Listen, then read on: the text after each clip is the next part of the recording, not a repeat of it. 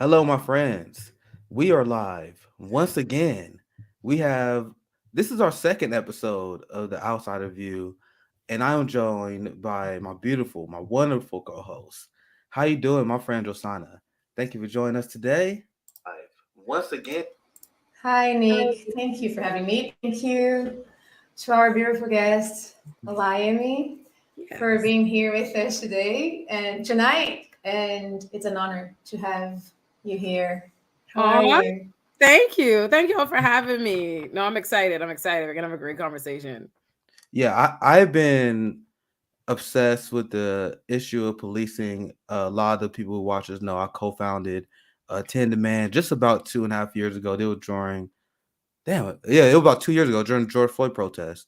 So, and it's something that always impacted my life. So, I have seen I've seen your work, and pretty much I follow a lot of different abolitionist minded people. So, I've been looking forward to this conversation for a while. I'm glad that we finally able to get you on the show. Usually, when we have guests for the first time, I like to give them a proper introduction, just so people know exactly where they're coming from. So, I see you speak about criminal justice law, you speak about abolition, and I see you work with the Legal Aid Society as a I do. public defender. So, if you want to, I'm gonna give you this opportunity, kind of explain your background, why you decided to get into work you did, and why that kind of inspired you. It's a very open-ended question, just so our audience can kind of get to know who you are before we really get started. All right, I got you. Background info. All right, so I'm from the Bahamas initially. I am born and raised in the Bahamas. I'm Bahamian Nigerian, though, thus the name. I knew I wanted to be a lawyer. That was always the plan. And I convinced my parents I wanted to be a lawyer in America. I looked into it. I'm like, listen, I need to be in America earlier. Send me to school over there from high school. If I get in the educational system earlier, I thought it would be better for me immigration wise. So I moved to the States when I was 14. My parents still live at home in the Bahamas. And as far as being a public defender specifically, the reason I decided in college, I was writing my thesis at the time of the I think it's funny how the different protests are all I feel like that happens and different killings that have happened are so influential to how a lot of people got into this work. I feel like you just said the George Floyd protest when you started, and I decided I was going to be a public defender during the Mike Brown protest. I was writing my senior year, and it was called Colored Bodies Matter: The Relationship Between Our Bodies and Power. And it was, it had a lot to do with basically how the legal system intentionally dehumanizes the Black body to justify these kinds of abuses. And my thesis advisor, she meant it as a compliment, but she called me a gap scholar. And a gap scholar is somebody in academia, they point out the gaps, they point out the problems and the issues. They don't necessarily have solutions, but they point out the problems. And there isn't, that's obviously a worthwhile position. But I remember thinking, these protests are happening. I'm doing this work. I'm pointing this out academically. I'm going to go to law school. And I didn't feel like it was sufficient in a legal system where we're so underrepresented in terms of representation. We're 5% of the legal profession, but we're overrepresented massively in terms of the criminal system. And I felt like it felt insufficient for me to go into this line of work and not do something that directly benefited Black people. And then the second layer of that is, I think the only Black person in the court should never be the defendant. I don't think that, period. Like that's how I feel about that. I think that having representation by people who look like you and who understand you and who are going to humanize you changes your experience a lot, because I think some people make the mistake of seeing the criminal system as, they see it in terms of results, or they see it in terms of the particular story that shocked their conscience, like, oh, whether or not your client was convicted, whether or not your client went to jail. And I'm like, no, no, the damaging effects of the criminal system starts way before that. From the minute a person is profiled, the minute they're criminalized, like I always say, when my clients meet me, a lot of bad things have already happened to them. They are in jail. Everybody they've talked to from that moment led to this moment. And so I feel like if you have somebody like me who's going to try to nip in the bud what are these psychological negative effects you're going to take of feeling like you have to prove yourself or convince them that you're not a bad guy or you're more than your docket number. If you could feel humanized by me from the beginning, I think that's going to not just impact you, but your family and everybody else is going to go through this case too. So that's why I do the work that I do. Yeah, and that is what we speak about as abolitionists. And when we have our 10 demands program, we really stress taking care of the community, having a different approach to even just rehabilitation, right? Yes. And there's a story that we're gonna go through today as well, and we're gonna watch the video and we have our reactions like of a police arresting the kid for a bag of chips, right? And there are like 1,000 different ways that if you actually cared about protecting and serving, that you can handle that situation, like just buying the kid, like buying the kid, like the chips, and then explain to him why this is bad, right? Anyway, a lot of different things come to mind. Anyway, we get to that a little bit later. I want to ask you about your work in particular, because when you talk about strategies in terms of engaging the criminal justice system, and I want to kind of get your thoughts about how it is working on the inside, if that's an accurate portrayal. If it's not accurate, let me know. And I want to ask about the Legal Aid Society. I see that you do work for them, and it says the nation's oldest and largest law firm. So, do you want to speak about working on the inside and the resistance that you face, if any, when it comes to advocating for low income and Black body people? Yeah, for sure. So first, the Legal Aid Society is the largest and oldest basically public defense organization in the country. It's the largest. So that's what Legal Aid is. And basically, if anybody, any and everybody, the majority of people that are in the criminal system are poor people. So the majority of people in the criminal system are represented by a public defender, which is someone who's assigned to represent people who can't afford their legal representation. So I work for Legal Aid. I work in Brooklyn now. I worked in Queens for the last 3 years before that.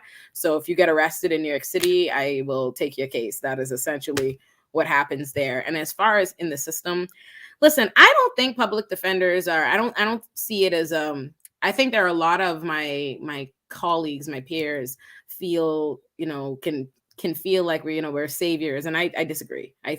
I disagree completely. I think we're harm reductionists at most. I think to work within the system, you're never going to create radical change from inside of a system that shouldn't even be present. Like, that's my position. I'm an abolitionist. I don't think all I do is, at most, I try to make the best of a bad situation, but period. That's what's happening. But there are a lot of different ways. There are a lot of different collateral consequences and things that I will never be able to undo. There are certain ways that you have to play ball within the system. There's just no way to accomplish that change, which is why I think you have an obligation for advocacy that extends beyond the court. I don't think personally that it's sufficient to just be a public defender and leave it at that. Like, you're not doing God's work. I don't think so. I think you need to be outside of court trying to change the things that leave you bound, because there's just a lot of things you can't do within the legal system. You just can't. The system is set up to, maintain itself, to affirm itself.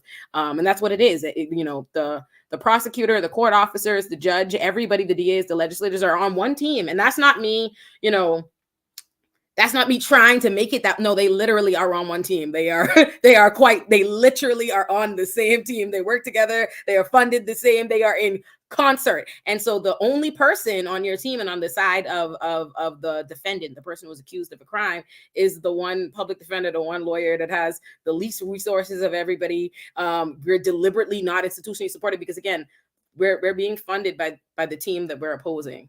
You know what I mean? They're not giving you the best resources and the best. That was my thought. Yeah. Yeah, they're not going to do that. They're not going to make a world easy for you to fight them. People will say to me, public defenders are notoriously overworked and underpaid, right? And I say notoriously intentionally, as in we all know that has been the law of the line for us, and it will continue to be, because that's deliberate. There's a reason they don't want. I was just about to ask. I know why. I would just love to hear it from kind of your own perspective. That's why. That's the why. That's the why. It's the same reason. It's like, why do they set bail on people they just determined are too poor to afford a lawyer? You know what I mean? Because they know you won't be able to pay it, and they want you to be able to get stuck in. That's why all the response to everything about bail reform is, oh my God, these people are getting out. Because what they really want is to incarcerate people without actually having to give them their trial or due process. They want to be able to hold them. It's all very deliberate. Nothing about it is a mistake or a secret. So as a public defender, the resistance is, I basically look at it like this. First of all, how I approach my job in terms of being in court, I treat my clients as though they're me, in the sense that what's best for me and what I want and what I want to deal with. Me personally, I want the best possible option. Don't come to me about no program, no fine, no community service, no nothing I don't do. I look at everything on how I feel, and I'm easily inconvenienced. So if in my mind, this is basically my system. If it feels stressful to me to relay this offer to my client, this offer not gonna fly. We gotta, you know what I mean? Like, we gotta have to fight about this. We're gonna this. I'm in it for the best options possible, and that's in front of me for my client. That being said, that I'm not okay with that. I cannot go to sleep. I can't go to sleep at night just leaving what those options are. So I feel an obligation to go beyond just what is my day-to-day job and try to change that so we can have better options in front of my clients, because I think this is insufficient. So that's basically how I see it. The resistance, as far as, judges, prosecutors, and whoever don't like it, I don't care. To be honest with you, I just don't think about it. I don't. I think sometimes people get too caught up in making it too real. You know, sometimes this is a legitimate criticism people have of lawyers, is that we're very concerned with maintaining our relationships with this prosecutor, this judge, because they're trying to move up, or I'm trying to do something. I have some kind of institutional focus, or I don't have none of that. Like, that's just not the truth about me and anything that I professionally do. I wake up every day and I ask myself, what's the best thing for Black people? And I move from there. I don't care about none of the rest of it. I see all of it as a performance, right? Like, I'm one regular person, the judge is a regular person, the prosecutor is a regular person, and we're all just performing different gigs. And my gig, you know what I mean, in court when I'm there as public defender, is to do what's best for my clients. You don't have to like me. I don't care what your problem is. I'm not in these circles at the home to know how they feel about it. For me, it's like, we're in court, let's do what's best for my clients. And when I get out of court, let me do what's best for the entire community my clients are from. So that's the mentality I approach the job with. Yeah, I appreciate you speaking on this. I'm gonna get you in here, Josana, for your overall thoughts here. So I'm gonna ask you just one more thing, Ole, because I want to see if we're fair on this critique of Ketanji Brown Jackson, right? Because you talk about being a public defender, and I'm a bit of an asshole because I'm very unapologetic on people who I feel rub shoulders with white supremacy, this horrific system. And she was a public defender, and this is why I kind of want to get your perspective on this. Because if you want to correct me if I'm wrong, but I believe she was a public defender for like 1 or 2 years. Yeah, it was very brief. It was very brief. And then she became a judge. And you just said you're not trying to be friends with the judges. And like, how are you a public defender? You become friends with the judges. But what's your thoughts? Because we criticize her. And I would say, do you think we're fair? Like, is the criticism just the friend thing? Is it just the judge thing, or is it something specific she did in terms of, you know? I saw that she I'm trying to remember the name of the company, some weapon defense contractor. She blocked the ruling that would gave a settlement. I think Raytheon. I don't want to. Maybe I should Google it, but she blocked the settlement that was due for Black workers as well. And even during her answers, when she talking about being Supreme Court, she's saying something. Once again, this is me with my abolitionist mind, my anti-capitalist mind. Yeah. She's saying, I'm not activist. I'm here to interpret the laws on the books. Yeah. You're a Black woman. You're interpreting the laws of colonizers. Yeah. Racist white supremacy. And she's acting like, I'm not trying to do well for my community. And that was the Republicans like grilling her on. And now I'm just here to interpret the laws as they are. The laws as they are is inherently unjust. Right. So I don't think she's among the worst, but the fact that she's among, like, the fact that she would even get a Supreme Court nomination is very sus to me. But anyway, we don't have to be on this. I would love to get your kind of over. Are we fair in that criticism? Listen, okay. First of all, there's always going to be criticisms to be made, right? No, like, there are always going to be criticisms to be made that are fair. You know, that's just the case. Everyone is going to have that. There's no perfect advocate, no perfect activists. There's none of us that are ever, and there's really no ability really to do any work where you're not going to come into contact with something or some people, or something happens that is going to leave you open to legitimate criticism. So I'll never say that there is nobody that's free from it. And in the case of Ketanji, listen. Ketanji is a public defender for, you know, a brief amount of her career, a very brief amount of her career. She's somebody who is, she's not, this is the funny thing about life. Let's have the honest conversation, right? It's like we have the left, we are heralding her and celebrating her as, you know, this big thing, like she's, you know, representative of our ideals or something. And then you have the right trying to, you know, tear her down by painting her as a representative of our ideals, you know, or what they frame our ideals to be. And she's neither. She's neither, right? So Ketanji is not some major leftist. No, she's not. She's obviously not, right? Like, she's endorsed by the largest police union in the country. Like, how leftist and radical could she possibly be in that happen? Her brother is a cop. If we're listening to anything she's saying, like, obviously she is not, right? Like, that she's just not that thing. And she's also on the same token, even if she couldn't frame herself as such and go on to the positions that she was. So it's like, even if she was, let's pretend she was, you know, the leftist socialist we really need, and she planned to go on the court and really, you know, shake shit up and find us, you know, the rights that we need and really, like, take them to bat. She could never say that she is. Like, she could never say that. She would still have to frame it that way. And if I look at it in terms of, if I see it from a skill set as someone that exists in these spaces of framing narratives and navigating this stuff or whatever, if I see it as that, you got to respect the framing in the sense that what Republicans are always out to do is paint. They always want to paint leftists out as being like mythical, like we're asking them to do something that is outside of their power, or we are not entitled to, or something. So there is a beauty in making sure you show, like, No. Y'all, the judicial activists, use their own tactics against them, which is what she did. And I respect that because that's what she needs. That's what she needed to do. Like, oh, no.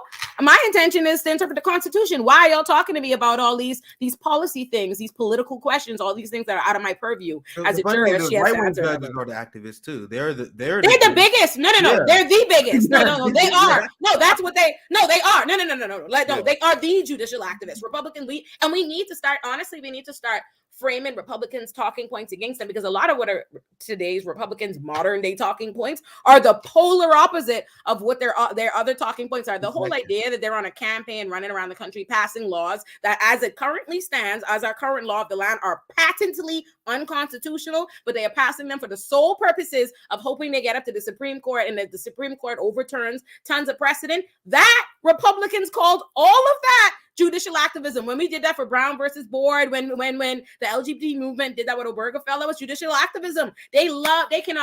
Listen, a conservative constitutional law professor cannot wait to say substantive due process and everywhere that we found all these rights is fake and made up and there's no doctrinal thread and blah, blah, blah, blah, blah. But here they are doing that same foolishness. So, I say this. We're never, in the year of 2022, even as much as there is a major shift in social consciousness, especially in terms of what is our public perception in all of us, in terms of what the actual legislators are hidden for and what our court system still looks like and all of that, very of yesteryear. So they wasn't, and Biden was never giving us, it was never happening. Okay. So to me, it's like, you can't put too much stock in it. A lot of these things, when it comes to Ketanji and people like that, is a representational win, and like, and I try to let people have things, because not for nothing, as a Black law student, I recognize I never had a Ketanji to look up to of any kind, even though she was only a public defender for a couple of years. I don't have any Black woman public defender to have aspired to, and there's something to people being able to see themselves in something. A lot of the times, I was having this conversation with somebody recently, is people will criticize the amount of Black people that want to be a rapper, they want to be an athlete. They say, oh, they see all of that, but it's because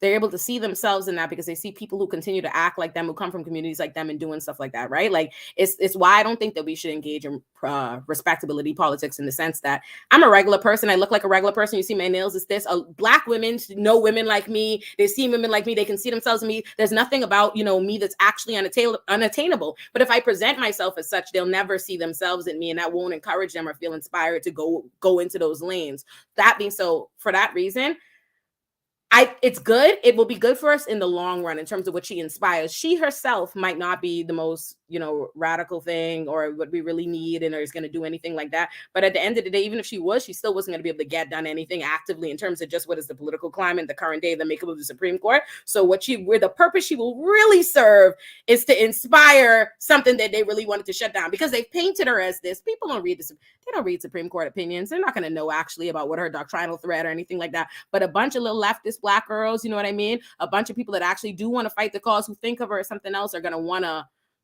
to do that, and that's going to be good for us. So I let her rock. But how about the like us as Black people in a more Pan-African way, like as Black people in the world? Yeah. How about moving on from representativity? Oh, I agree. That is actually toxic. Like, Agreed. Because like we need to move on from what the little piece that they're giving us, because we know pigeons. Like, agreed. I agree with you, Jazana. I agree with you completely. And that's why, I mean, like I said, in her case, the only reason I let her I did the assessment of her, and I was like, this woman is not problematic enough for me to tear down this moment and what she means or whatever. That being said, I light Eric Adams up every day. Like, every day. Like, there's no racial solidarity over here. That is not a win. Like, I'll tear Eric Adams' ass up. So, like, I completely agree. I do think too often, Derek Bell, actual critical race theorists, you have so much talk about critical race theory all the time, and no one knows what it is. No one actually talks about what it actually believed and what the actual critical race theorists are talking about. But Derek Bell, the founder of critical race theory, in his book Faces at the Bottom of the Well, he opens it up with that discussion of how we have been placated by symbolism and these symbolic wins and these empty things like holidays and Black History Month and all these different stuff. And that's true. And I believe there is, but I'll give the credit to this. There's definitely a generational divide, or at least a shift in social consciousness that's happening. Our Black people of yesteryear are way, way more into their symbolic and representational wins than our current are, like way more. So that is changing. That is changing. But yeah, no, I definitely think it's dangerous. But that's why I don't see me celebrating Kamala and the rest of them, child. If you know what I listen. Yeah. I let her rock. I let Ketanji rock because I was like, she gonna keep it quiet. These people don't read. You know what I mean? I was like, I looked at it. I was like, Yeah, I was in a public defender too long, and it was appellant. I was like, oh, I see. Ooh, girl, the cop. I know. She was like, oh, we need our cops. It's we need our cops. But I was like, so she's not. No, she's not. But I'm gonna let people have it because the way white women love them some RBG, and if you don't think that encouraged a generations, not even generations of white women to go to law school and to want to be I don't know a white woman lawyer friend of mine that don't got an RBG Funko Pop or RBG picture on their wall. Let me let the little black girls have that too. I'm gonna let y'all have Ketanji. Like they can have Ketanji. That's fine enough. That's better than what it could be, child. Imagine if they gave us the female version of Clarence Thomas. Like things could be so much worse. Could you imagine? So I'm like, I understand what you're saying, and I wasn't planning on asking. I was just curious on what your thoughts are on her. No, I feel you. Yeah, absolutely, and I think that's a very poignant point. Even though the person may not be what we wanted to do, if she can inspire a young leftist black girl, that I guess that's good, and she will.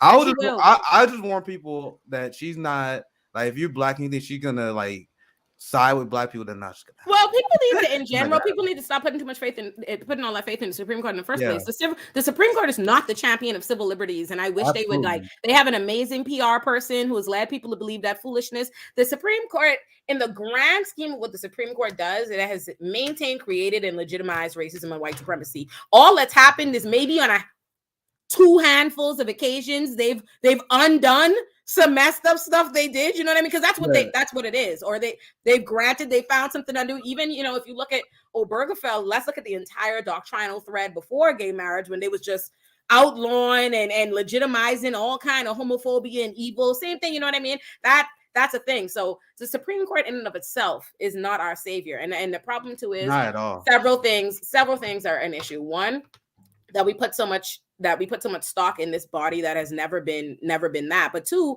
the fact that the state of our legal system puts us in these kinds of binds in terms of our right, that we even turn to this one body of a few people to have this kind of power, because it should never be that. An entire country should not be held in a chokehold, you know what I mean, and fair, because one person, died before you could replace them, and now the bench is this, and now we're looking at 40 years of untold horrors in terms of constitutional rights. So I don't think in general we should have any faith in the Supreme Court. I think we should look at the Supreme Court as a body of people who may do the right thing, but more often than not, expect them to do the same thing. Not even the bad thing, the same thing. Just keep the same same status quo, because that's mostly what they do. How often do you hear an amazing change the landscape of the country? How often are you hearing when was the last time you got a new right? I feel like, sorry to interrupt you, Nick, just because I have a feeling that I observed that there is the need for a hero, right? Yeah. And we go depositing our hopes of salvation in that hero, and we Supreme Court and everything, so then we create the token, we will be used by the system to be a figure of representation and to carry on the white supremacist agenda. Let's go back here to New York, Eric Adams and the housing crisis. This man, he went in first day calling the cops. I mean, listen, if you want me to get started on Eric Adams. Yeah, we got plenty to say on Eric. One thing I want to bring up based on the last conversation, and we can discuss Eric since he was name dropped. My radical ass said we need to abolish the Supreme Court or completely change it as it is as an institution. Yeah, the Supreme Court has been extremely corporate. Even Ruth Bader Ginsburg, as you mentioned. Don't get me started. See, you know. See, I look into a record. I'm like, colonizer. Listen. Go ahead. I did a podcast once on this or whatever, and I had to figure out how to preface it because the host was some RBG stands. Let me just say this: all RBG stands that are listening, listen. I'm not hating. Have your baby. I'm not gonna drag. Okay. Let me not gonna drag it. Let me just say this: RBG is the perfect example of how, if first of all, people talk about representational politics in terms of us, but that's the perfect example of it. You know what I mean? Because, she's this white woman and, it's a woman, it's a woman. And she's done positive things in terms of white women's rights, or women. I do mean white women, honestly, because it's things that mostly apply to women. Like she's done things. I won't take that away from her. She created intermediate scrutiny. I could think of her cases and stuff like that with women, but outside of cases involving the issue of gender, she not know. Y'all you ever read her cases on race, on affirmative action, on whatever? She's not our queen. That's what I'm saying. That's all I'm gonna say. I'm not gonna drag shorty. She's not my queen. And your record speaks for itself, and not about being mean. It's your record. Yeah. She used the doctrine of discovery. You understand? Our country implemented and used the doctrine of discovery to justify the genocide of Native Americans, and she sided with corporate America using that so they can drill on indigenous land. So I'm pretty sure there's much more, but there was that's the one I read. I'm like, all right, I hate her. Yeah, and listen, then more as I got to know her. But any last word, and then we can move on to the next. There's so much to me. The biggest reflection to me of the disconnect with how like RBG was heralded, and like I guess one of my personal politics are, if you just think of how people would, oh God, the white people love to celebrate the fact that her and Scalia were friends. They're like, oh, they disagree so much, whatever, they're friends, and I'm like, doesn't that tell you a lot about how this is just an intellectual exercise where they don't actually have any stakes in the game? Because on a true level, right? Like, listen, you could have, we're all gonna, especially if you're a lawyer, you're gonna work in spaces where you might you'd have friendly relationships with people that you probably don't agree with, or you're not aligned with, or this is the next thing. But there's a difference. There's a difference in how strong the fundamental misalignments can be, how you go about addressing and stuff. But let me tell you something.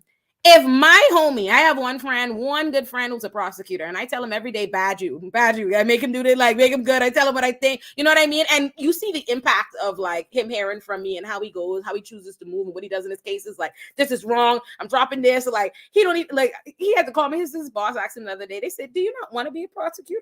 Because he in there with me in the back of his brain, just be like, oh, this is wrong. But that being said, if he was up and down every day, writing scathing dissents, tearing apart the entire gay community and wishing people had enough rights and justifying all kinds of, Scalia, I will say this, when it came, Scalia was excessively homophobic. Scalia had messed up, like what his politics are, and I don't agree with, but he would be consistent, at least in terms of his doctrinal threat outside of gay cases, right? Like I've seen him come out on a side of something that he wouldn't politically agree with because in terms of his jurisprudence, he agreed, or, he's like, oh, this is my logic, But when it came, like in one case, I don't remember what specific one, but it was a case about LGBT rights. And he basically was like, listen, if people want to discriminate, like, that's their right. This is new to them. They're not here for it. So let them not be here. Like,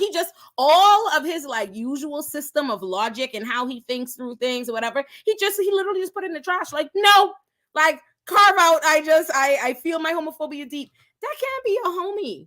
Like, think about it. It's because it's not even like it's not a social discussion. It's not like, even if me and my friend disagree, if my friend was homophobic or something in the house, but my friend doesn't have the ability to impact the entire gay community, something like, your friend, your homie, you riding on the back of elephants with my man who's trying to like completely legitimize and legally sanction an entire body of discrimination for an entire population of people that are telling you they are tremendously harmed.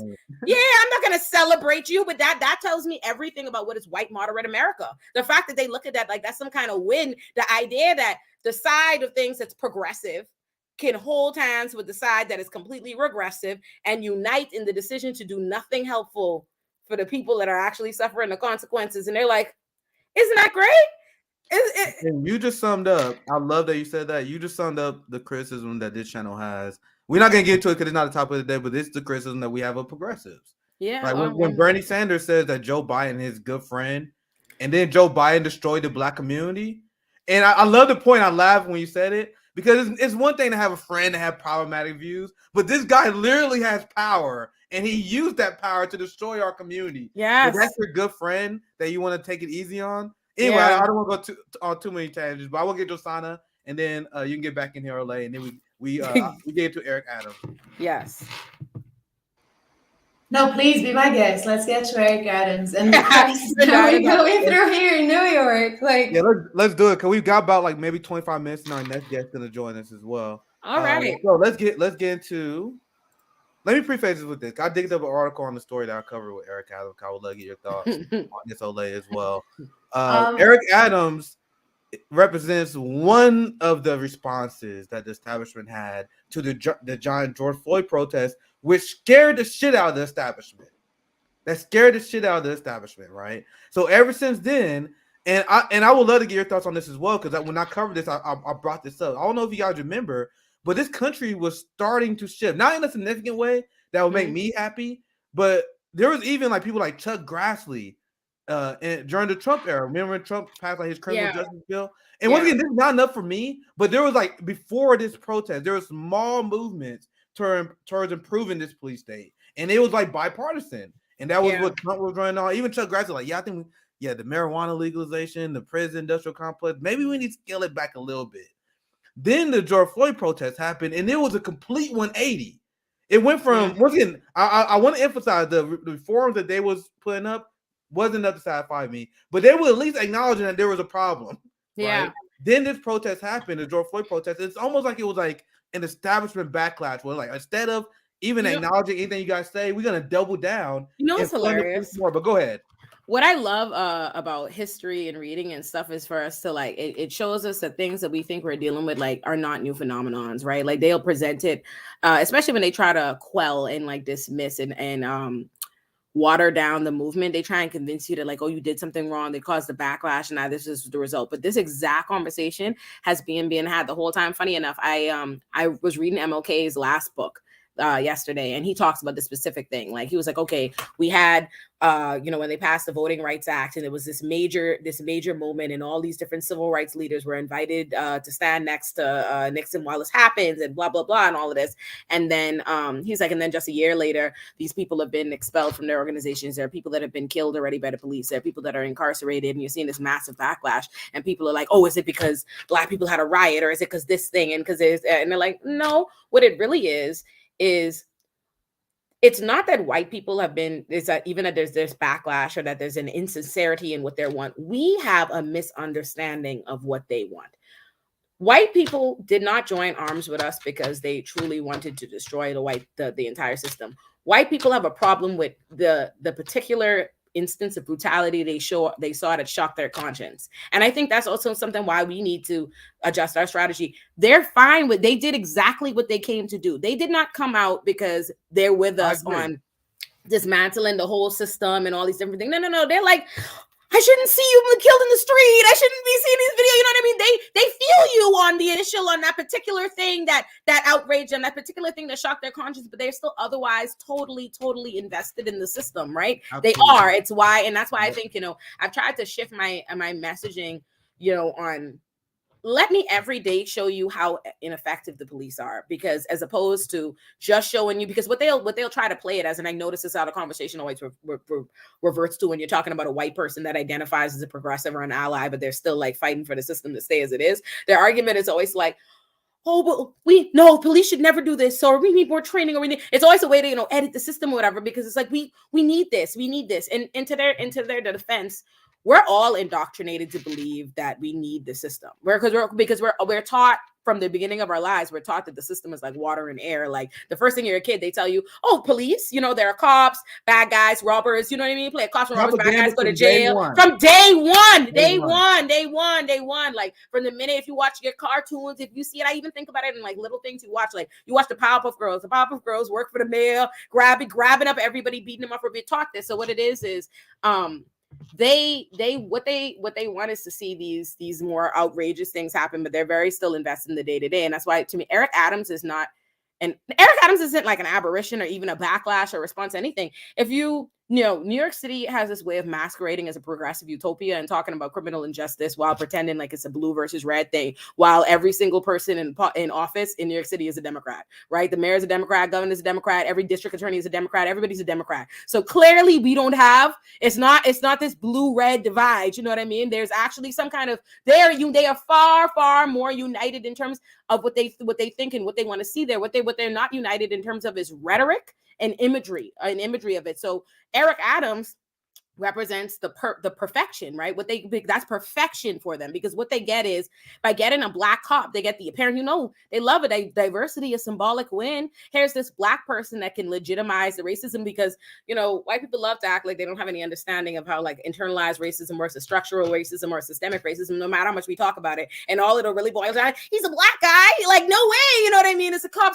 So they get those things and they get to reaffirm it. But that was always their intention. If you look at from the very beginning, because what they were doing in the crux of when they were acting like they were for radical change, even while the protests were still going on every day with George Floyd, what was happening? They passed the Say Their Name reform package, where they made illegal a bunch of stuff that was already illegal, that they did not enforce at all, not for one moment. So they were never in the business to try to do any radical change. What they do, they looked at NYPD budget and what they say, oh, let's add $200 million to the budget. While de Blasio was out here condemning all the police brutality in every single state, but his own city back here. The minute anything happens here, when NYPD arrested his own child, he was like, I think they acted reasonably. And you know why? And that speaks to, one, the magnitude of a police state, that even like the officials that have power over them are afraid of them, don't want to alienate them or lose them, their union and all of this. But I think it's less to a backlash and more so an indicator of us that we need to start changing our approach to how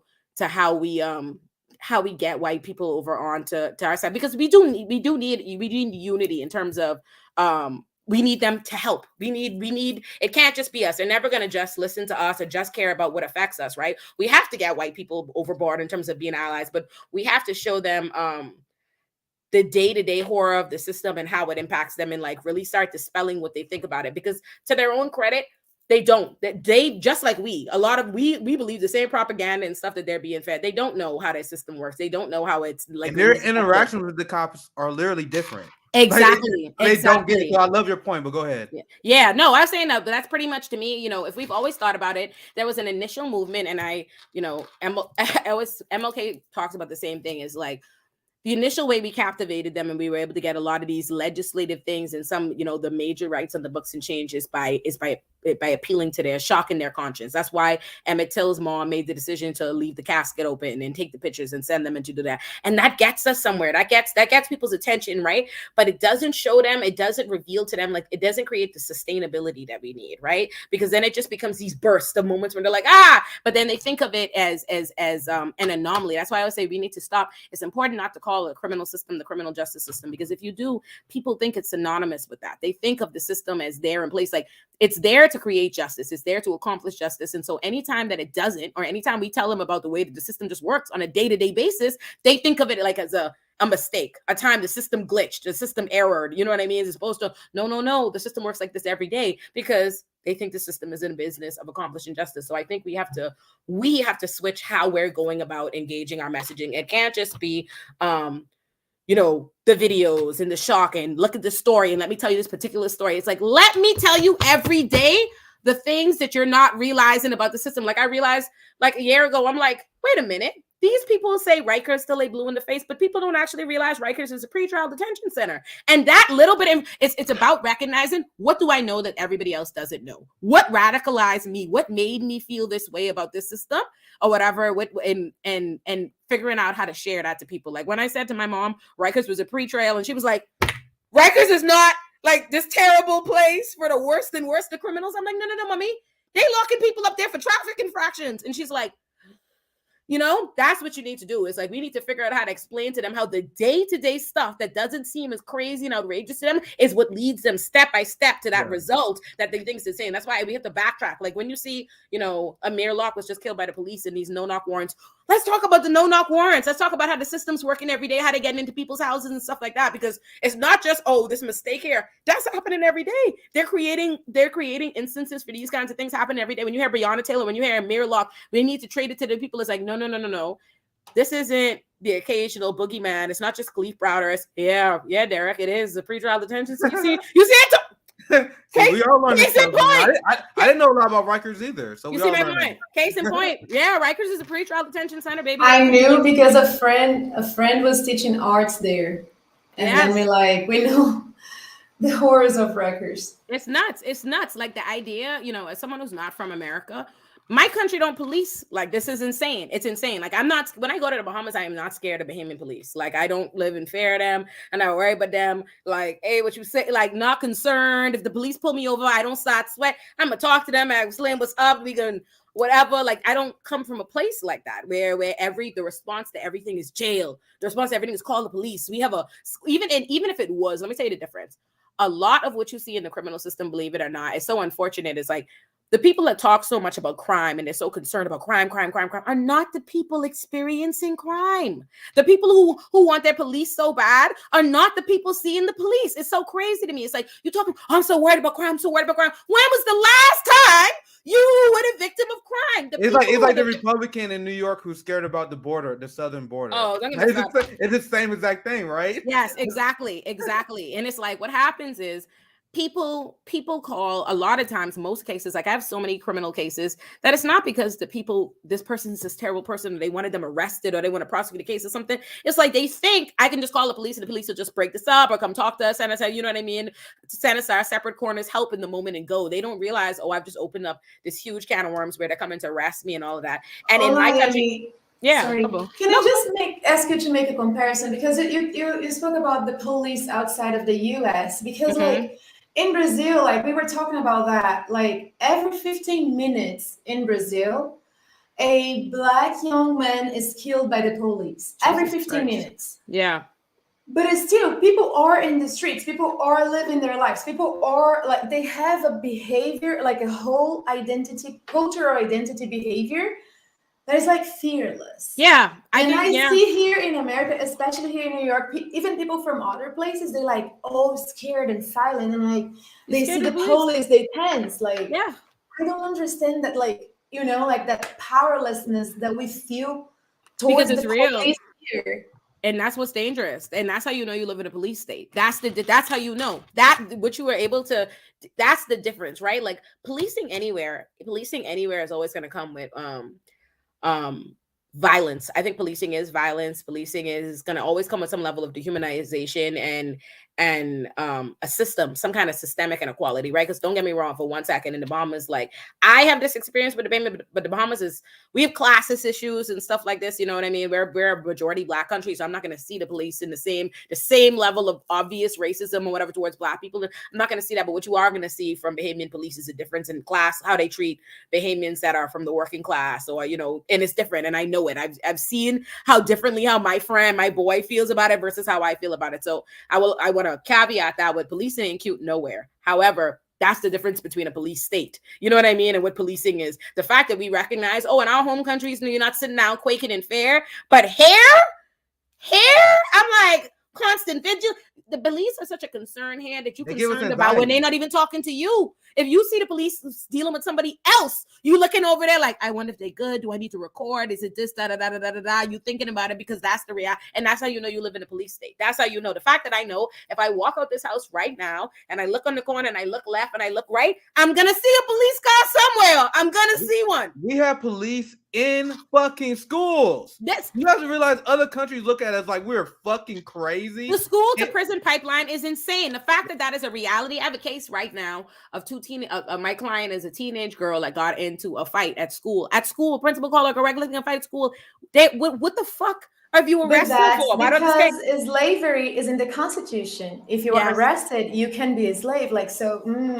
Yeah, it's you know, they try to get them used to. And I wrote about this when I did my abolition paper. They are trying to get people used to the prison industrial complex from a very early age. Yes, that's what that is. They want to get people used to it. But I would love you to speak more on that if you want to. But the crazy part is that what I hate about America, like injustice in America hides in plain, like not to drag your place, but oh man, this is what the channel's about. Listen.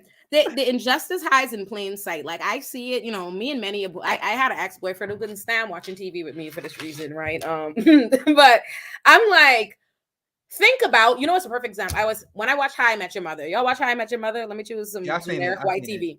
First episode of the show, Manhattan. That's where they're at, Manhattan. Ted Mosby, likes Robin. Robin wants that blue horn that's on the restaurant wall, so he steals it to be cute, and he gives it a horn, and she keeps the horn in the house, and the entire TV show of cuteness continues. That's fucking pet. You're getting arrested. Do you think, Nick? Do you think that if me and you go to the restaurant right now, and I decide I want a blue horn that's on the restaurant wall, you could steal it, give it to me, and y'all be cutesy, and the rest of the show is going to be a cute little show about our love, or are you getting it? Or is this going to be an episode of how the fuck you got arrested at the end of the state, right? Like, I think about that. If you watch even like, the difference in our shows when you watch Ferris Bueller's Day Off, right? And the kids are skipping school and it's this cute little, feel good movie when the kids skip school. But if you watch Juice, the kids skip school. They're playing hooky at the beginning of the movie and the police are chasing them the fuck down. Like even think about it. Police are so inherent to our experience in being policed and criminalized that even when we produce our media, our fictional stuff, even when we're trying to create our feel good stuff, it's completely unfucking realistic for them to not be a part of it. You can't even have Get Out, a horror movie, and the police don't have to show up because there's no fucking way, even in a fictional universe based on the America that we live in, that you could do any of that shit and the police don't show up. But you watch white people stuff, they commit crime the whole shows, but it's never perceived as crime because it's not really crime. Black people are just criminalized in that way. No, children should never be responded to by police because they skip school. Listen, Luke, can you spit in? That's exactly the facts, except it's not even just the white billionaires, it's the whites. You know what I mean? Because at any moment in time, white people can weaponize the police against you, and they know it. And they know it. That's got a kill button. And they know it. And they know it. If a white woman called 911 on me and like, yo, Nick tried to rape me, and that's it for your ass. You go to jail. I may get off. But remember that liberal woman, remember that Democratic woman, white woman on Central Park, telling the guy that was observing the birds that I'm going to call the cops on you, and I'm going to say that a black man is attacking me. They know, they are aware, they're fully aware, because the reality is we're all aware of how we're perceived in the world and how we walk through the world. So to pretend that we don't is ridiculous. And this idea when white people do something like that, where we suddenly start playing we play this game of like, maybe they fucking know. They know, we all know. It's like if I go to the bar without no money, real cute, because I know that these men for the buy these drinks for me. I went there with the intention of getting my, you know what I mean? And then I play crazy after I've been drinking my free drinks all night with no card and my walking like, oh, I didn't know that they would pay for me. Yes, I did. I came to so it's like that. I always think whenever I represent a white person, which isn't that often, I could count how many times white people find themselves in the criminal system. But I always listen. I have never in my life represented a white person that was not fucking outraged. They are outraged. They cannot believe. I had a white client who called me I thought I was going to die. She called me every day and she was like, so somebody can just lie on me and just get up. Yes. And you know what's so funny? 9 times out of 10, all my white clients did whatever the fuck. And they did whatever the fuck they accused, and they did it to the max. Like I had this white girl one time.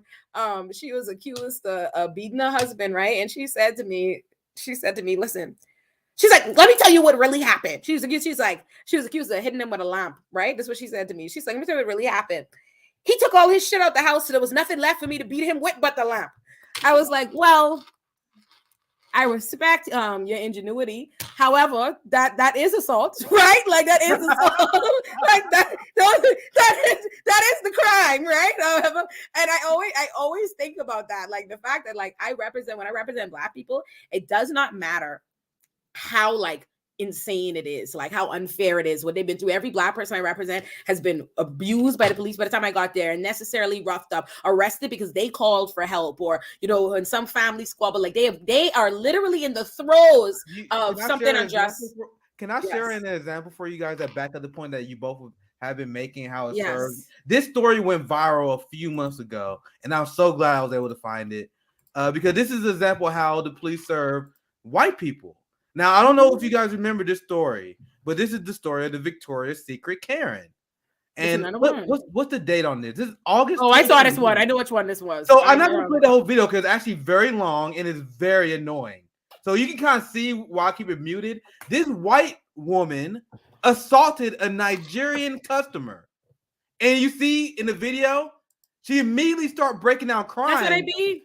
After she assaulted the Nigerian woman, and then security escorted not her out.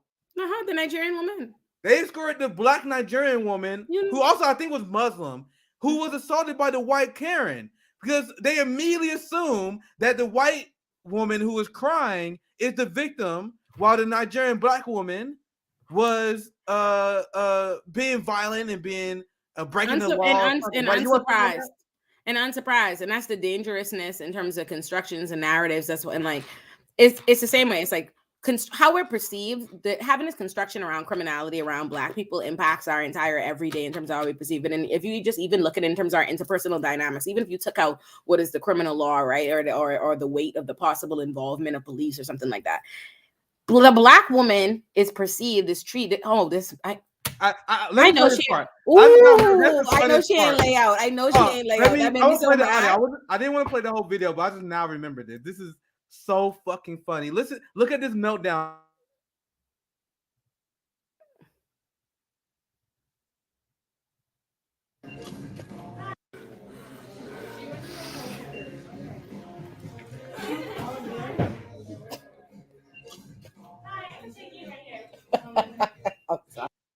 Listen, that'll make me so what mad. she's doing there, she is pretending to collapse. And I'm gonna play it one more time. Look at her hand. And this is the funniest part about this. I'm sorry, I'm getting a little tangent here.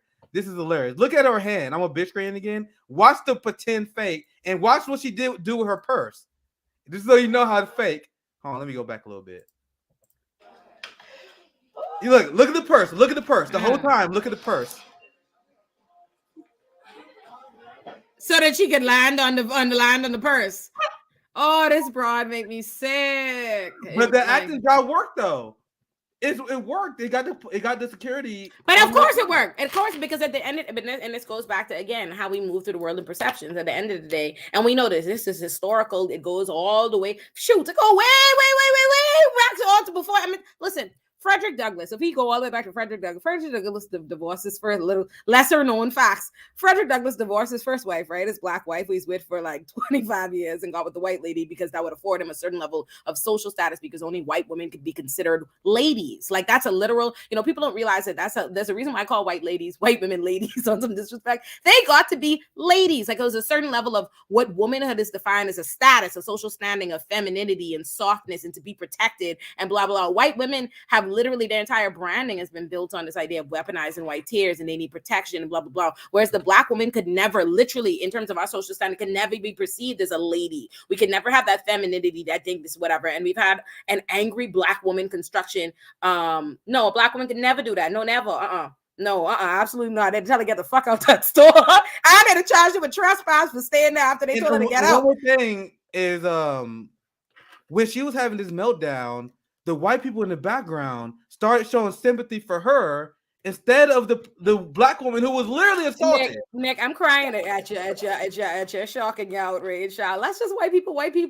Like that's what they always. Like, I'd have been more shocked. I would have been more shocked if the white people was like, "She's lying." If the white people had been like, "That bitch is lying," like if the white people had been like that, if the white people had been in the video checking her, then I'd have been like, Look at these new age white people. And she handled it perfect. That's why the video was so great, because I remember when the white people started showing sympathy. She's like, no, what the fuck? She assaulted me. And then they really start questioning, like, wait, could a white woman really assault a Black? Like, you can literally see the confusion on the face. I don't want to get too much into it because I want to ask you about something real quick. Because we getting, I think our other guest going to join soon. But I want to ask you, because I want to get to Eric Adams, because we love tangents on the show. It's always great conversation. But this is what I wanted to cover here quickly. I would love to get your thoughts on this. And I love your response. There's so many things to break down when you're talking about like the response to the protest. So much good stuff to break down there, right? The overall point is I am seeing the escalation of the police state, right? It always escalates, right? But now they're being funded more. I'm gonna share this story. Our mayor is a cop. Yeah, literally a cop. every single Democratic mayor, every major one, right? All the major cities, they all pledged during their mayor race to fund the police more. And this article came out, I think last month. Yeah, a few weeks ago. And we covered this on our show. No progress since George Floyd. U.S. police killing 3 people per day. And this is and this is why I was trying to get black people to lead the Democrat Party. Because what is the biggest disrespect? Joe Biden and his administration invited George Floyd and his family to the White House. Yeah. And ever since then, the party doubled down on the police station. The Republican Party, they wish they can get away with disrespecting our community like that. I very much so am at the, you know,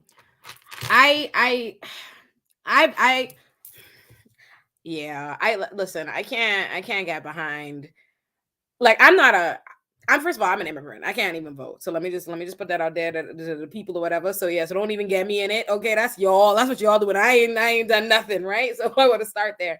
But you know, generally I understand the argument. We do have a 2-party system and all these reasons, and I get why it's like, you know, either or and how people feel and blah blah blah. And there is some legitimacy to that. But I'm not gonna lie to you. I think I very much so been at the point. I've been over Biden for more since before. But when he played with us, when he started doing math with them stimulus payments, the minute he got in the office, that's when I was like, oh, you want bullshit. I was like, oh, I know you was when he played with my money, I was like, yo, and matter of fact, I filed for taxes today, and this motherfucker had the nerve to say, the thing was like, ooh, congratulations, you might be eligible for a third stimulus of $14. And I was like, I'm gonna beat Joe Biden's ass. Like, so that being said, I don't disagree with you. I honestly, listen, I think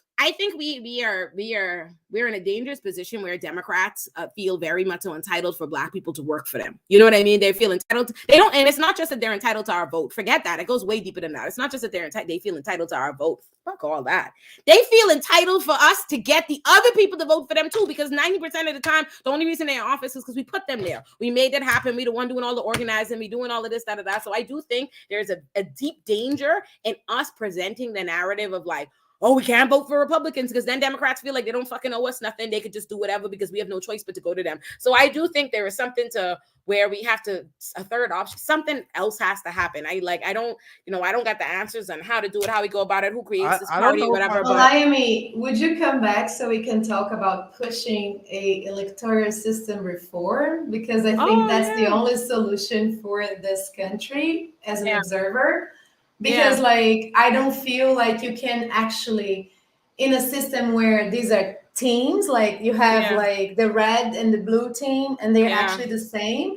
Any third option, it's not actually doing that. They're just gonna repeat the same model because it's this this competition for power. Yeah. So like, where is and how can population hold politicians accountable? Like they work for us, but every time we push direct action, we go to jail. So like, this is just like a feeding system of voting into this circle of never-ending lack of solution. No, I agree with all y'all's comments at the bottom there. No, I agree. I am all for, I'm in a constant state of trying to get myself more educated. And I feel an obligation to be educated and to be getting informed about ideas and stuff, especially if I'm gonna be talking and people are gonna be listening. So that is something. Let me get some books too. If you got some books on the topic of this, let me buy them and let me get to reading, because I would love to have a theory, like, or a theory or something, or a policy that I want in terms of something that we could start working towards to be able to push that, you know. And I don't, I'm sorry, I like to be very honest. When I don't got the answers, I don't got the answers. So let's work it out. I will come back. You get me, message me, Josana, give me the books that you're reading, and let me get informed and let me get up to where you at, and so we can see how we could make these arguments. Yeah, well said. So I want to. Damn, we didn't even get to Eric Adams. That's hilarious. But how we doing with your guests, Rosanna? Or do you know if they're on their way? They are ready to get in whenever I say. Yeah. Okay. So I see A1 in the chat was saying this because this was a great conversation. We didn't get through like anywhere near all the stuff I wanted to talk about today. Just because that's how our show goes. We love talking about different concepts, and I usually just let it go, see where it goes. So we love to have you come back to talk about a lot of these other issues. But since we still were on the guest, I want to ask you one more thing. and then we can wrap up, because now I'm gonna ask you for your general thoughts on Eric Adams, because we've been covering him on this show. And I remember I was talking to Brown Joy Gray and Dr. Joe Stein, and I admit it, I have Eric Adams derangement syndrome, because I see another Jim Clyburn in this guy. I hate. Right.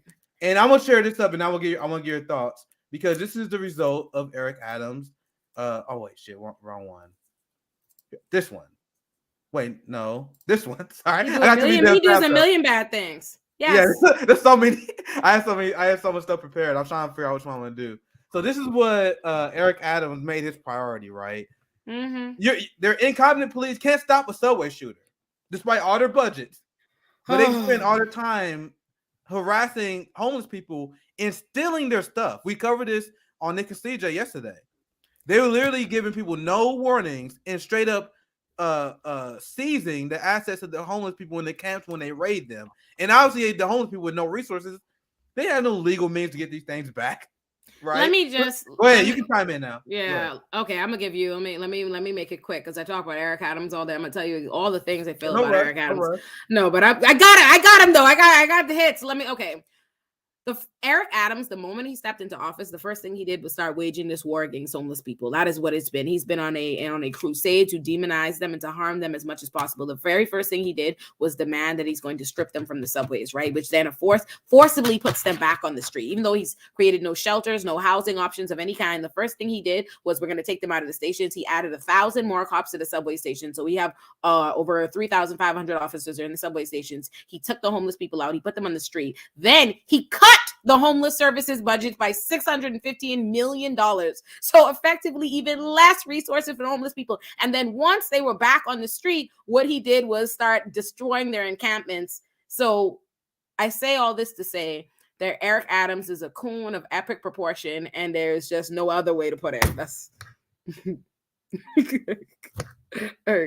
that's the perfect way to put it, because I know Josiah's love that, because we like calling them out as what they are. I tell Nick that they always make me say it. They make me say it all the time. Listen, every time I see him, I'd be like, child, if I say what I want to say, like, I gotta stop him. I gotta find a scholarly way to call that man a coon every day. That is exactly what he is, and we gotta call out these black oligarchs, and that's what we do on this channel, because they have done so much damage to our community. I wrote about the Black Congressional Caucus, Eric Adams, Hakeem Jeffries. They got like this new batch of and they got a new batch of up and coming black oligarchs, and Eric Adams. It's important not to pay attention to goons. Like, you know what I mean? Like, it's really like, just don't get them no attention, no engagement, no platform, because goons be making their platform off of our outrage. We just got to start ignoring goons, pay goons dust. The same way what I've recognized about dealing with white people, especially with white men, the way to upset a white man the most is to dismiss him. If you ignore him and you dismiss him, listen, just say to a white man one time, they saying some foolishness, and just go like this. Don't even get mad. Don't get mad, but the opinion they say, but just say, oh, actually, like, you're unqualified to have like an opinion and discussion. Don't even say it mad. You say it real nice. That can make it even worse. Oh, I just actually like don't respect your opinion on this topic. You actually don't have the experience. Girl, head spin. You don't gotta treat coons the same way. Just don't pay them no attention. Like, that's what I do. I'm like, I do kind of the same thing. I love that. I don't hear the coons. I love that. One thing I like to do, I kind of like to I'm honest, I kind of talk down on especially a lot of the white conservatives. Yeah. Because as a Marxist abolitionist, I tend to use their own ideology against them because I easily can. Yeah. So when I talk about the police state, and then they always want to defend it, I'm like, okay, you big government nanny state bootlegger. I thought you were government. I thought you said don't tread on me. And then that's when they really start getting embarrassed. But yeah, I love the tactics. I love there's so much things that you said that you love that I can go on many tangents on. But for a second, how I held myself back. Where can they find you? I want to give you thoughts. Y'all can find me on all social media at Miss Olurin. If I type it in the chat, do they have it? It's probably if you type it in private chat, it's next to my name. It's next to my name. They got it. Yeah, they also see. I'm gonna put in the chat as well. Yes. So y'all follow me. And y'all can catch me. I forgot to say this. I am a public defender and I'm a political commentator or a loudmouth, whatever you want to see it. You can catch me. I'm a regular contributor on The Hill, pretty much like every week. The Hill, Law and Crime, MSNBC, a few places. They have me places. So Follow me. Absolutely. Thank you for joining again. Good night, we y'all. definitely have you back on because there's so much stuff to discuss. Yes, thank you all for Please having come me. back. It was such a pleasure and an honor to have you here. No, it really was. Message me conversation. reading, boo. Message me a reading list. I will. Thank you. Absolutely. Bye, y'all. All right, take care. Do you know how we're doing on the other guest? She was great. She was great. Like she this is why I wanted to bring her on. I've seen that she covered a lot of these issues, but man, she was on fire. And she was on fire. Yeah, she was on fire. There's so many stuff we're gonna get to, but she knows her stuff, and that's the kind of inside outside game I can endorse. Having someone like her, like communicating with the bourgeoisie that she worked with, that's good. And then she can work with activists to help pressure and dismantle the criminal justice system. Well, white supremacist prison state, right? She said don't say that, and I shouldn't, right? And yeah, my friend, big shout out to Radical Leftist Agenda. We almost had like a mini summit. It was like a mini summit today because CJ, who I appreciate, that's my brother, man. He been putting a lot of great work on this network.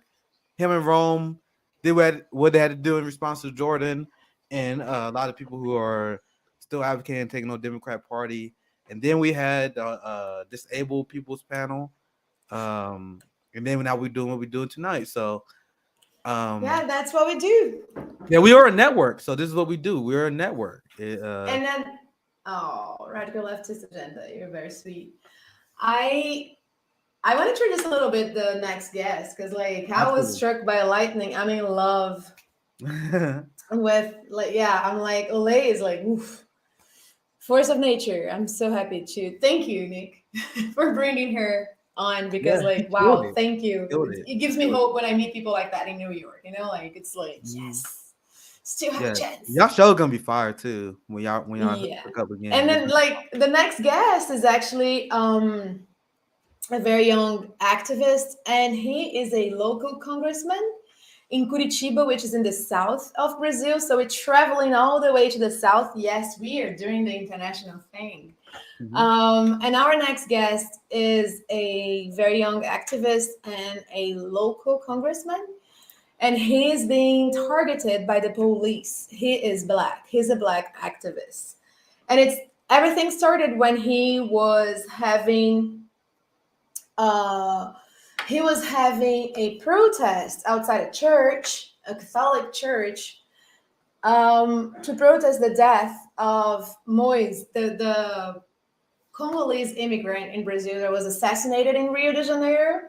So all the Black movement in Brazil started coming up, and Renato was protesting, and the city police actually, they were the ones that started targeting him. A man approached, and he thought it was the police, and the man beat him up, and the man went to call the police. The police came, beat him up, arrested him.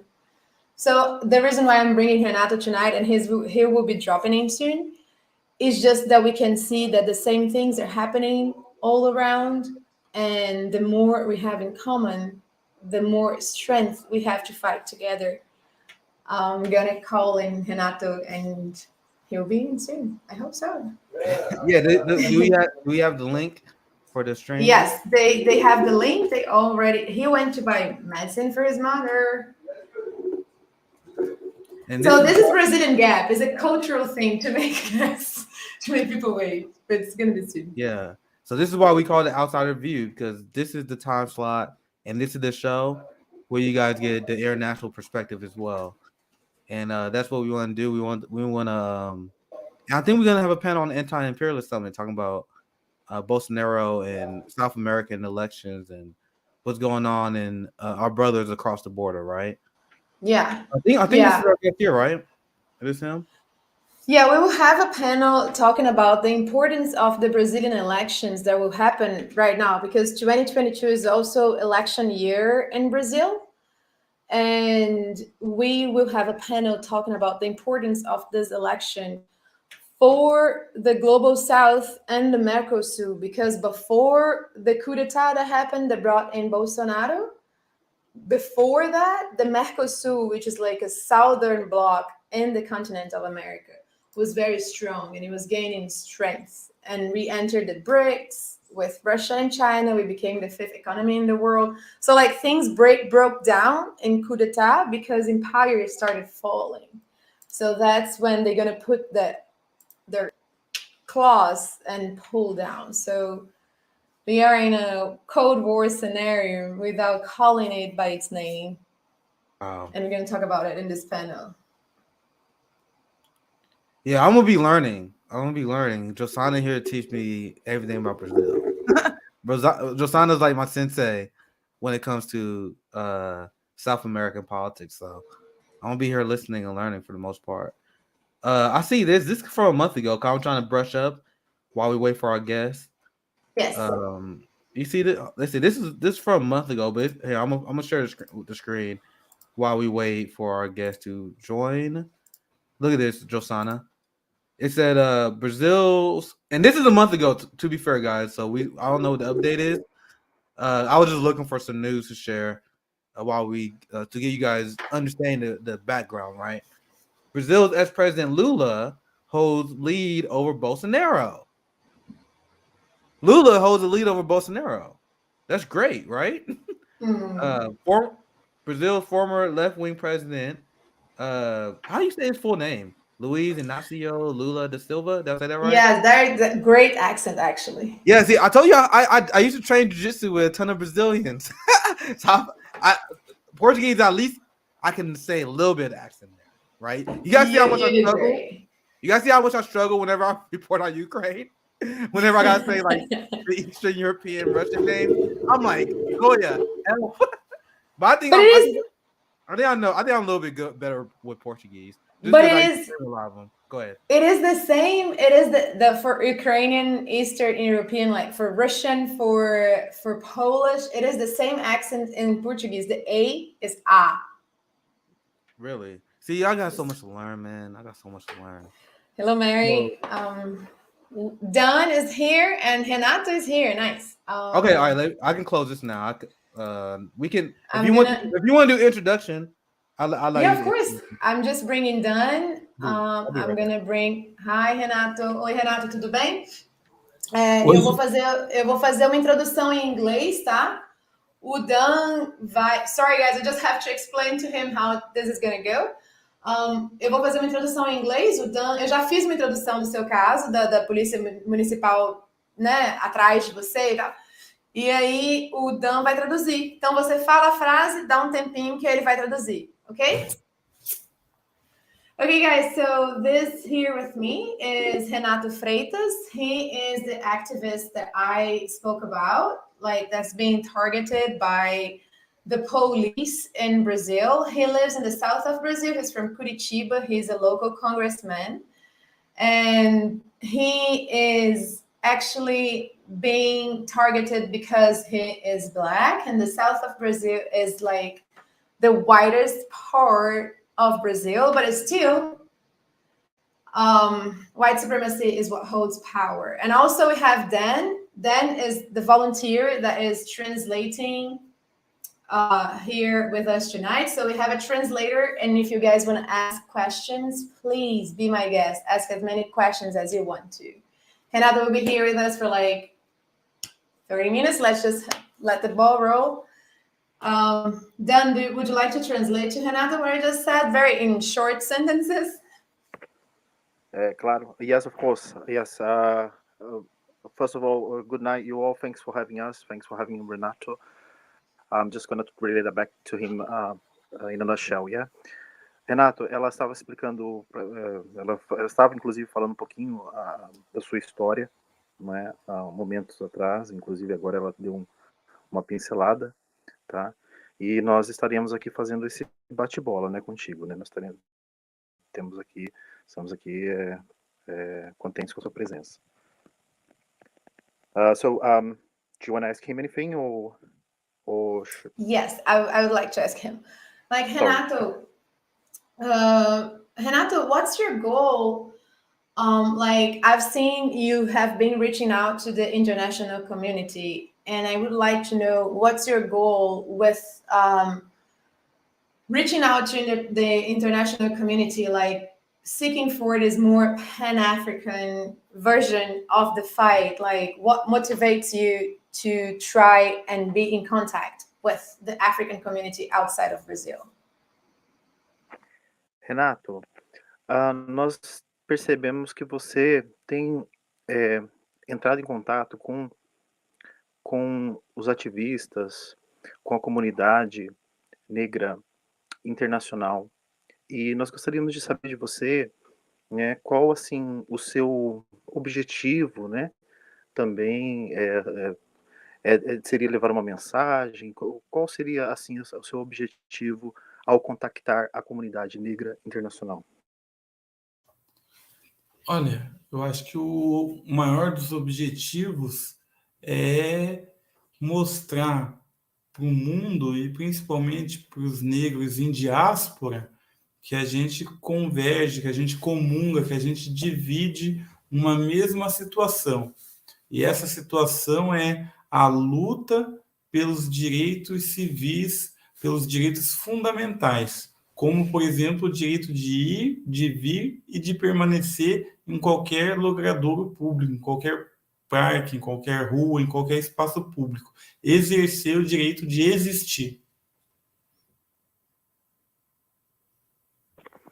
Right. So, we would like to show the world that we share the same principles, we share the same cause, we share the same struggles, the situations that we live. You know, we'd like to share with our brothers that we face the same problems when it comes to civil rights, when it comes to the rights of coming and going, when it comes to the rights of merely existing by itself. Okay, Renato, could you tell us a little bit about what's actually going on, like the threats that you're receiving, like the cops after you, targeting? Would you tell us just a little bit about it so we can all be in the same page? Renato, você poderia dizer um pouquinho pra gente o que está acontecendo, né, contigo aí, quais os tipos de ameaças, os tipos de perseguição que você sofre pela polícia, o que você tem passado? Violências físicas, tiro, né? Ó, tomei esse tiro na mão aqui, né? Tomei um tiro nas costas também. Fui preso aí nos últimos 2 anos aí, fui preso mais 6 vezes, mais ou menos, né? E estou sendo perseguido assim também pelos meios de comunicação e pela sociedade curitibana, assim, uma boa parcela dela que é ultraconservadora e racista. Então, o que eu mais sofro é violência, né, física a partir da polícia, principalmente, e prisão ilegal. E daí o endosso, né, a concordância de uma parcela significativa da sociedade curitibana, porque aqui em Curitiba mais de 70% da população é branca, descendente de italianos, alemães, ucranianos e poloneses. Right. So basically, yes, I've suffered physical violence. I was even shot in the hand. I was shot in my back. On the past 2 years, I was arrested 6 times. I've suffered media persecution. The people itself, by the ultra-conservative society, they tend to turn a blind eye. Just for you to have an idea, Curitiba is a city whereby over 70% of people are white. They are mostly of European descendants, like Germans, Polish, Italians, Ukrainians, and all. So yeah.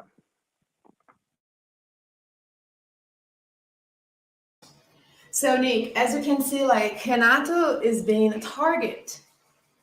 Like did you see like he showed the marks of the shot? Like he was shot in the hand, shot in the back.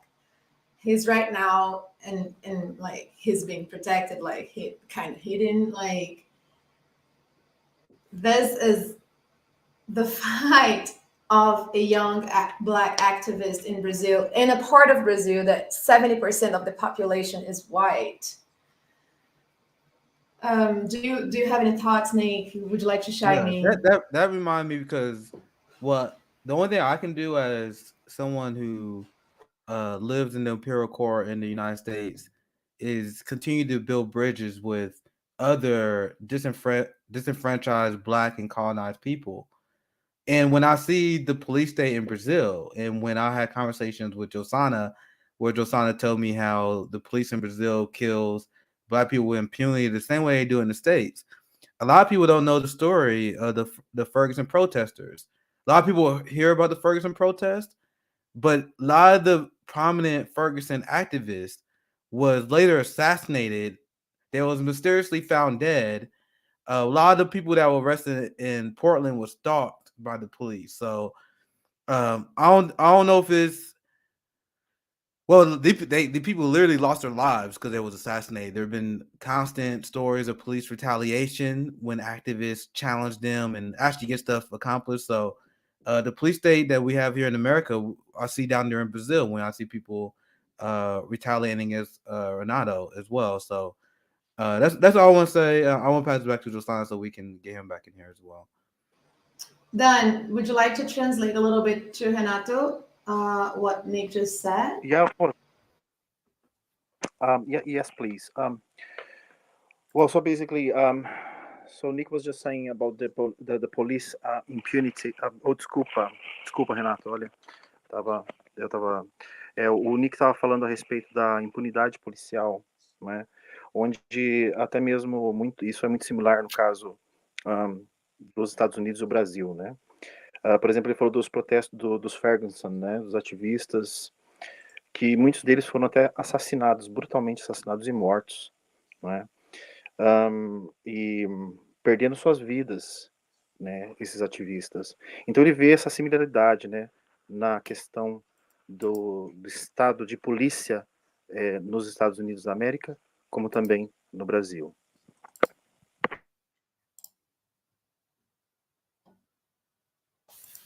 Com certeza. Eu acho que muito dos instrumentos que o inimigo utiliza aqui, que é, né, os supremacistas brancos, que tem o seu coração na Europa, né? Essas pessoas aí utilizam principalmente da guerra às drogas, do controle penal das populações negras e de uma política de meritocracia, né? E a política de meritocracia, ela desconhece o ponto de partida, desconhece a história e desconhece principalmente o fato de que nem todos temos as mesmas oportunidades e por isso nos colocam numa corrida desleal, onde nós inevitavelmente ficamos nas últimas colocações justamente porque os nossos obstáculos são muito maiores, né?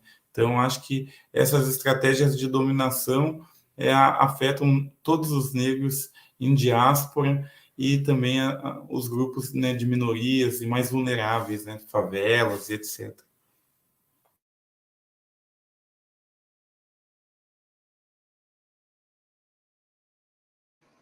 Dan? I'm sorry, my mic wasn't opening for a second. I do apologize. So basically, yes, he was saying that, especially when it comes to people that in Brazil, some people that have this white supremacist vision, people who, especially those who are descendants of Europeans, and then they, there is a lot of ways to control people. When it comes to, let's say, they use a lot the means of they just say, oh, this is about the drug war. They use excuses, to control the masses. Lately, we've been this sharp rise of people just talking about meritocracy as if everyone was equal, as if everyone had the same opportunity from birth. This is not the case. So the obstacles for Black people everywhere are greater. you know, from people that you know, the descendants of the Africans, everywhere. It is greater, obviously. I actually, one of the reasons why I know about some of the struggles that Afro Brazilians have gone through, and Renato can speak on this if he wants after this, is because I study capoeira a little bit, and I don't know if you guys know the origins of capoeira. It started when Afro Brazilians who were slaves, they would use capoeira so they pretend they was dancing, but they were learning self-defense, and it was organizing. It was a way so they can organize and resist the slave masters without the slave masters knowing that they were getting together and organizing and learning self-defense. The old school capoeira, they used to have like swords while they danced as well, so it was a very deadly style. That's my martial art nerd coming out.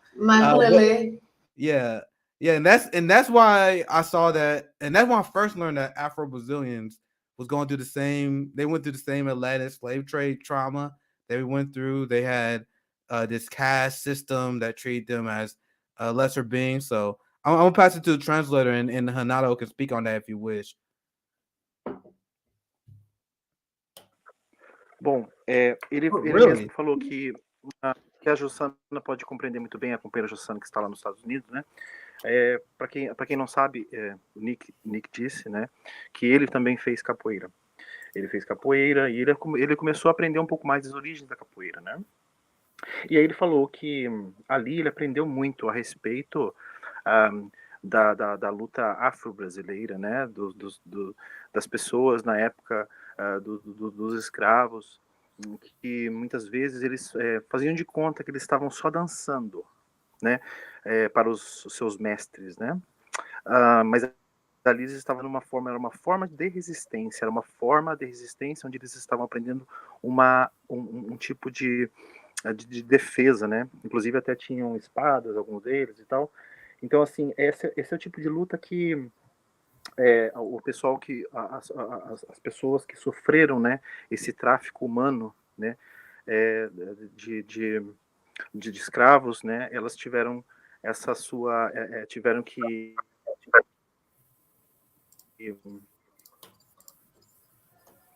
bem ativos, né, para resistir, né? E você, Renato, se você quiser comentar um pouco a esse respeito, eu gostaria de ouvir qual a sua opinião sobre isso, meu querido. Sorrir enquanto luta é uma forma de confundir os inimigos, né? Porque é no sorriso que a gente afia nossas lâminas. Well, he said that to smile while we are fighting, it's a way of confounding our enemies, and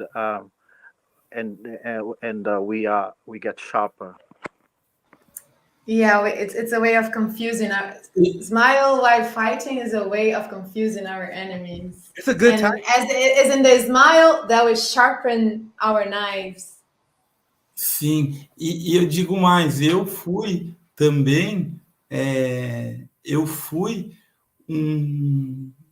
introduzido na capoeira com 6 anos de idade. 5, 6 anos de idade. Eu fiz capoeira por um tempo, eu, meu irmão, minha família, e nós fizemos capoeira e fomos batizados na capoeira dentro da academia de capoeira, que é a Academia Acapras, Academia da Praia de São Salvador, que é da Bahia, e que é uma academia que nasceu no Paraná, pelo menos, dentro do sistema carcerário brasileiro. E eu, com 6 anos, fiz capoeira dentro do sistema penitenciário brasileiro, porque o meu pai era um preso na época. Right, and yes, so basically, he was introduced to capoeira when he was 6 years old, and he was baptized in capoeira at this academy called the Beach of the Beach of São Salvador, which is in Bahia. But this same academy was birthed in the state of Paraná. And basically, the origins of this capoeira comes from the penal system. You see, my father was arrested. My father was in the penal system. So his father was in the criminal system, and that's how he was introduced to capoeira. So yeah. That's very interesting. That's very interesting. And that was just learning about the culture and how people learn about capoeira. I always found it to be very interesting. That's why I used to learn back when I used to train jiu-jitsu with a bunch of Brazilian people. There's actually not there's actually like a Brazilian community in Kansas City that I learned. I'm not great, but I know like some moves in capoeira. But anyway, I'll pass to Josana so you can move on with the conversation. So Renato, is there I mean, I personally want you in another panel in the channel that we're gonna have in our international summit against imperialism, the end of April. We're gonna have a Pan-African panel with activists from Africa, activists from England, and I, for tonight, want to know, like, what is the message that you want to bring for us, and what is it, and how are the ways that we can support the freedom for Black people in Brazil, especially in what you're going through right now? Bom, Renato, eu gostaria que você voltasse aqui, né, nesse canal. Nós, inclusive, estaremos aqui tendo umas conferências que daqui a pouco tempo, em breve nós teremos umas conferências aqui, onde nós estaremos recebendo ativistas internacionais africanos, da Inglaterra, de vários lugares. Então, nós gostaríamos de recebê-lo aqui novamente. Mas, para hoje, Renato, qual seria a mensagem, né, que você gostaria de passar para nós, e como nós poderíamos te apoiar, né, nesse pela liberdade?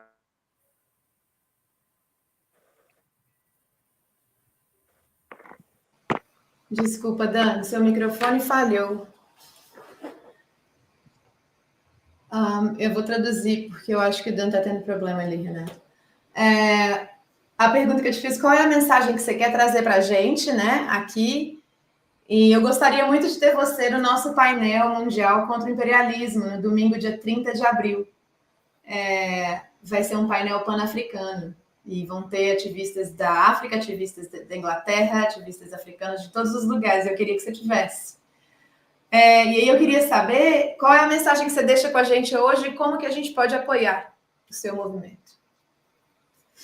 Que massa, que da hora. Em primeiro lugar, eu aceito, com certeza. Só dá um salve em nós aí, satisfação total. Em segundo lugar... Satisfação! Satisfação. Em segundo lugar, a mensagem é a seguinte, né? Nós, no Brasil, fomos tomados pelo fascismo. E o fascismo, como ideologia covarde, violenta e covarde que ele domina primeiro nas margens, né? E quem foi relegado às margens, às periferias, aos morros, às malocas, aos alagados, na beira do rio, na beira do trilho do trem, somos nós, negros e pobres. E o fascismo instituiu um bordão no Brasil: bandido bom é bandido morto. E esse bordão elegeu um presidente. E quando a gente percebe que a figura do bandido tem a nossa cara, o retrato falado do que eles dão como bandido tem a nossa cara, nós percebemos que há uma temporada de caça aberta no país e nós somos a presa. Então a luta contra o fascismo tem que ter nós como protagonistas e como a ponta de lança, e claro, toda a comunidade internacional e os negros em diáspora que possam estar juntos, né? Dan?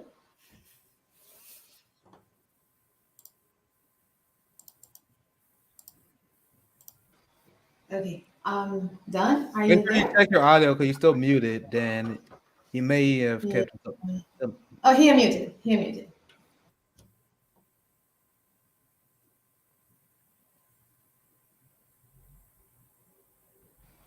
Yeah, I'm gonna go translating. Oh, so the message that was brought, the message that Renato wants to share with us here today, that he's saying that Brazil was taken away by fascism, and we are, like in his words, we are asking for help and support, and knowing that other places are going through the same situation. Like we here in the US live the silent police state, but Brazil is also living through fascism and the face. So this government that is in power right now was elected with a sentence that says, a good gangster is a dead gangster. And the face of the gangster is the face of a black man. So when we are, as black people, the ones that are seen as gangsters, as evil, as bad, we are in danger because the propaganda is saying to kill us and silence our voices. And he asks the African community all over the world to unite, and our brothers and sisters, our relatives from the north, to hold hands with us because we are here for you too. And he says he will be happy and glad to be back in the summit. And he said satisfação, which is like, you saw how I got like, is that's the thing that we say in the hood, like satisfação, parceiro.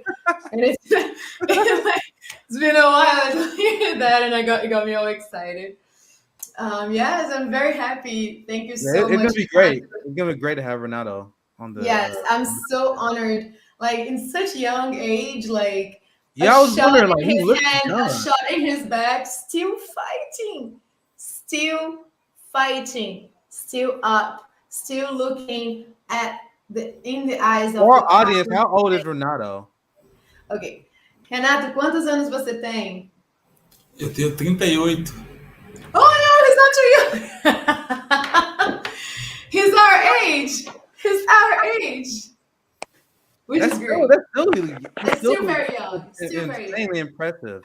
It's still insanely impressive. Yeah, eu tô achando que você tem 23 anos. Tá com cara. But the thing is, like, I am so grateful for, like, every time we need to know what's going on with our southern relatives, like Claudia that Nick met before, she steps in and she supports us and she makes the connections. Claudia from Bahia, my sister, thank you so much for that. Like, and thank you so much for the work you do. Please, I have to translate that, Nick, sorry. Please put your Twitter handler on the comments so we can highlight. O que eu tô falando aqui, Renata, é que toda vez que a gente precisa do apoio, this is Claudia, Encontros Brasil Nordeste. Todo momento que a gente precisa do apoio, de falar com os nossos companheiros e companheiras no Brasil, a Cláudia sempre dá esse suporte, ela apoia a causa preta, ela apoia a causa indígena e ela faz um trabalho muito importante. Então eu tenho chamado também para o apoio da Cláudia e o agradecimento que eu tenho pela amizade dela. And I would like also to thank Dan because he stepped up to translate. And it's not an easy job, and he is in Europe and it's very late wherever he is right now, and he's here with us. Thank you so much for that, Dan. Renato, if you want to say any final words, Dan, you too, and also if your audio is good, if you can translate now. Renato, se você quiser falar umas últimas palavras só para fechar, e o Dan, se puder, vai traduzir. Não, para mim é uma satisfação muito grande saber que nós não estamos sozinhos e mais que da mesma forma que os nossos problemas, né, embora a gente esteja em lugares tão distantes, os nossos problemas são os mesmos e isso traz uma dor e um lamento profundo. Por outro lado, nós percebemos que as soluções para esses problemas também estão sendo geradas de forma coletiva por todos nós, ao mesmo tempo, nesse sentimento e nessas ações de irmandade como essa daqui. Então, isso daí nos torna e nos coloca numa posição de força e de vantagem também sobre o fascismo, né? Porque o fascismo não se fundamenta numa irmandade, né? Se fundamenta num ódio. Nós, pelo contrário, nos fundamentamos numa irmandade, num amor, e eu tenho certeza que nós venceremos mais essa etapa histórica do racismo, né? Porque o fascismo é também uma forma de racismo, sobretudo no Brasil. Como eu disse, o slogan bandido bom, bandido morto, diz respeito a nós especificamente e especialmente, né? Então, venceremos. First of all, I do apologize. My connection, I don't know what's happened. I'll just, yeah. No worries. So we basically, Renato just said that it's very good to know. It's quite comforting to know that we are not alone. Although our problems are the same, and the pain they causes us are the same, the solutions that we bring forth together collectively as a brotherhood, it does give us a warmth, and it gives us an edge, an advantage over fascism. Why? Because we, as a brotherhood, we share love, we share hope, and this is an edge that we have to overcome our obstacles as a black nation, black people everywhere, and even in Brazil, where fascism is rampant. So, thank you very much for all. Yeah, it was great having Renato's experience and his wisdom on the show. I hope you guys enjoyed. This is what we want to do on the Outsider's View. With me and Josana, we want to have a more international perspective as well. And I'm very happy, to be honest, with the direction that the channel is going. We had a kind of like a mini summit, right? You guys get to see all our hosts, and you get to see our different perspective on issues. And this is exactly what I wanted to see from RBN, especially showing solidarity with our Black brothers and sisters that live across the border, right? So, Josana, I'll give you the last word. We can wrap up here very soon. One last thing, I want to make sure you guys, I want to plug the Patreon. Make sure you guys support Revolutionary Blackout on Patreon. That allows us to continue to provide content, and we can continue to build this community as well. Also, support us on Substack and like and subscribe. It helps our network out a lot. So I want to give Josana the last word, so you can send them off, and then we can wrap up. Eu vou agradecer primeiro em português, a minha língua, a minha nação está aqui comigo. Obrigada, Renato, pela sua presença. Obrigado, Dan, pelo seu trabalho. Totalmente voluntário. Parabéns pela luta. Apoiem Renato, apoiem Cláudia. Muito obrigada, Cláudia, pela sua força e seu apoio. I am just saying thank you, Renato, for your presence. Thank you, Dan, for your work. Thank you, Claudia, for your support. Thank you for all the Brazilian people that chimed in and tuned in and are here with us. Thank you, Nick, for always embracing my craziness. Nick, we're gonna have a guest and a translator, and you're like, yes, let's do this. I'm down. Thank you. Thank you for always embracing my craziness, and thank you for everybody in the chat, our family that are supporting our show since we started. Thank you for always embracing our challenges and being open to what's going on outside of our own borders. Obrigada, Renato. Só falei com eles. Beijo, boa noite. I love you all. Thank you so much. This is Revolutionary Blackout, the Outsider View, signing out. Have a good night, guys. Thank you.